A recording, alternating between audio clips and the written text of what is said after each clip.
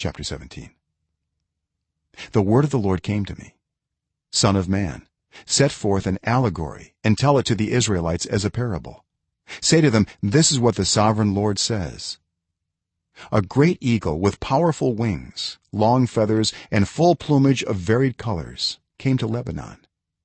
Taking hold of the top of a cedar, he broke off its topmost shoot and carried it away to a land of merchants, where he planted it in a city of traders.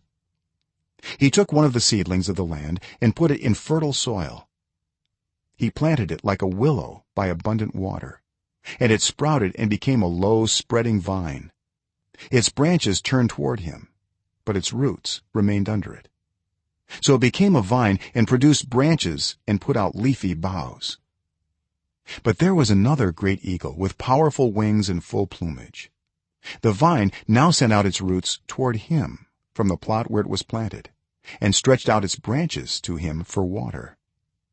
It had been planted in good soil by abundant water, so that it would produce branches, bear fruit, and become a splendid vine. Say to them, this is what the sovereign Lord says: will it thrive? Will it not be uprooted and stripped of its fruit, so that it withers? All its new growth will wither.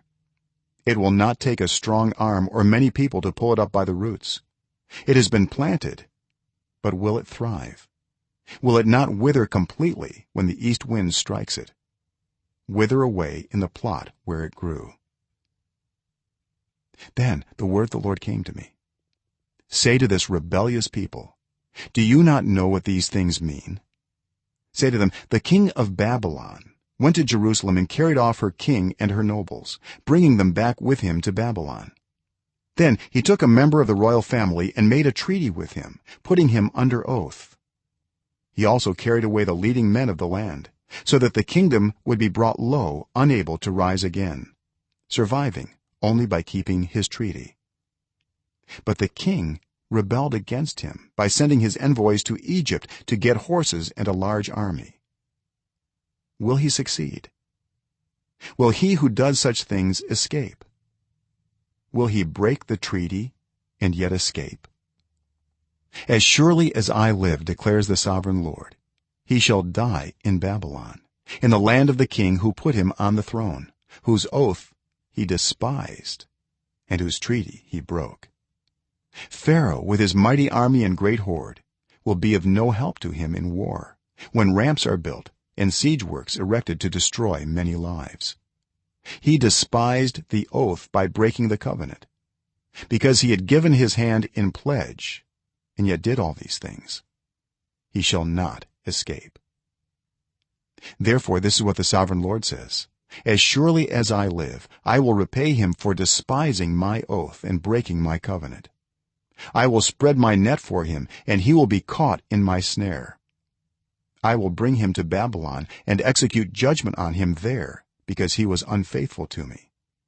All his choice troops will fall by the sword, and the survivors will be scattered to the winds. Then you will know that I, the Lord, have spoken. This is what the sovereign Lord says: I myself will take a shoot from the very top of a cedar and plant it. I will break off a tender sprig from its topmost shoots and plant it on a high and lofty mountain.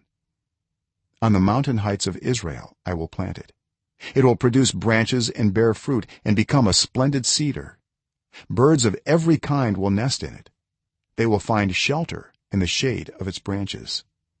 All the trees of the forest will know that I, the Lord, bring down the tall tree and make the low tree grow tall. I dry up the green tree and make the dry tree flourish. I, the Lord, have spoken, and I will do it.